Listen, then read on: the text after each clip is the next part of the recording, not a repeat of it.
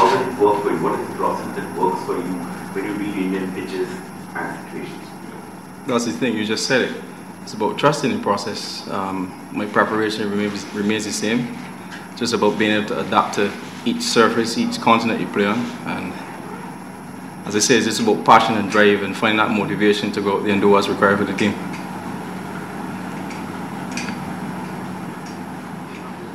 Of course, this is an international series between India and West Indies, and players are playing for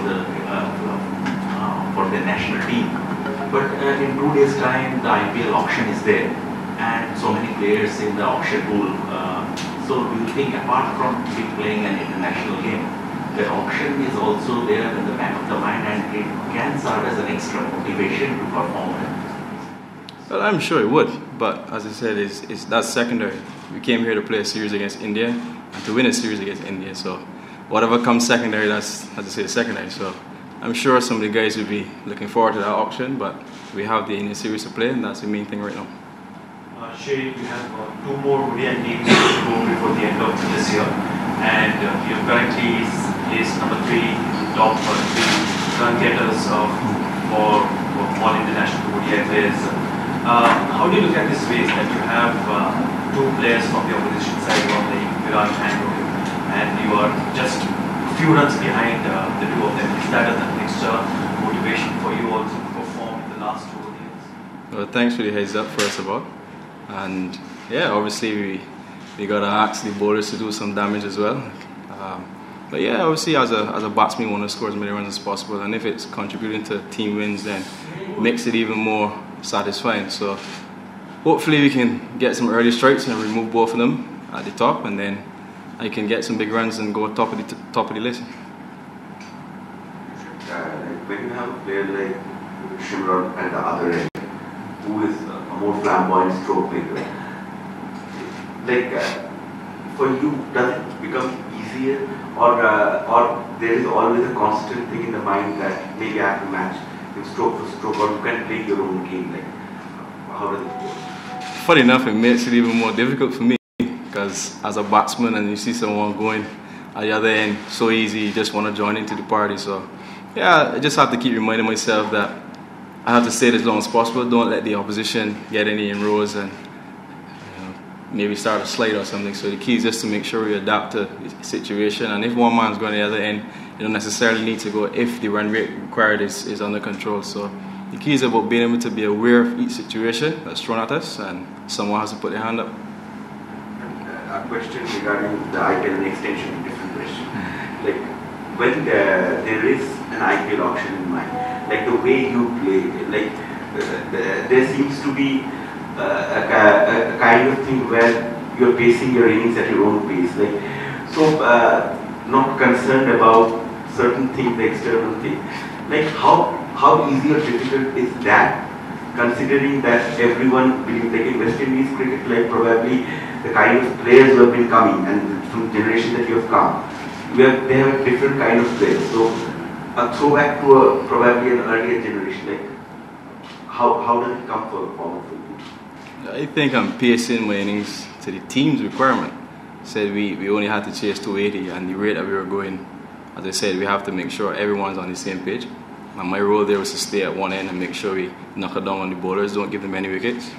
And it's just about playing what the team requires, and that's my role in the team. If the case where they want me to step it up, I can do that. So it's just about playing what the team's required. What about keeping wicket? It's a double responsibility.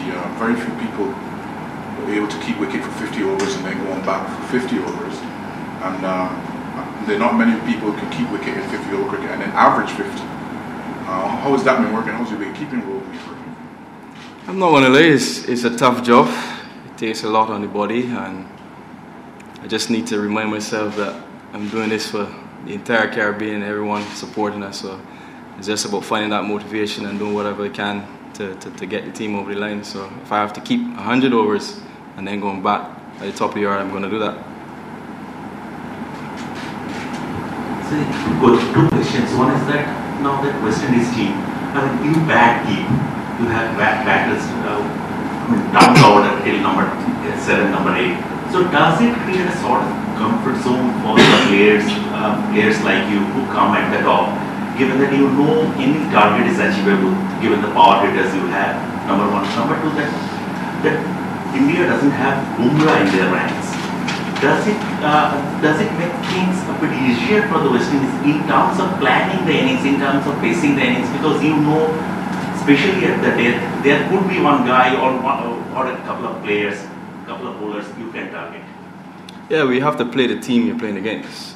We can't necessarily have one particular game plan on going into the game, because firstly you don't know whether you're going to bat first or bowl first. And as I said, and I always stress, you have to adapt to whatever's thrown at you. So if there's a Bumrah in the lineup, you have to expect that he's going to come good. He's probably going to be the better bowler on the day. Having said that, it's about knowing who you can take down on the day and understanding what matchups you have and finding a way to do what's required. Look at the pitch. Yeah, it looks better for batting. It looks like it's going to come on a bit more, similar to last year as far as I can remember. So I think it's going to be easier for scoring, and the bowlers I think will have a more difficult job on this surface.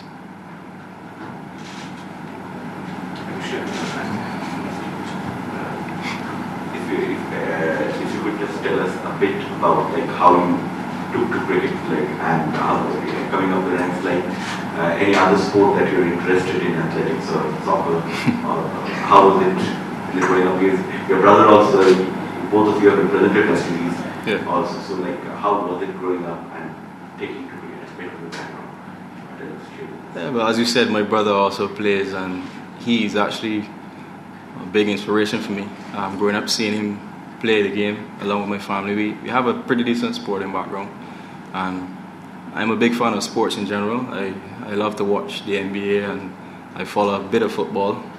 But in the Caribbean, as we all know, cricket is the main sport, and seeing the legends back in the day do what they do, as a youngster, you obviously want to emulate that. And my brother playing as well, obviously you want to be like your big brother. So growing up, he inspired me a lot to do what I'm doing now, and I'm just pleased to be here, and hopefully he's proud of me.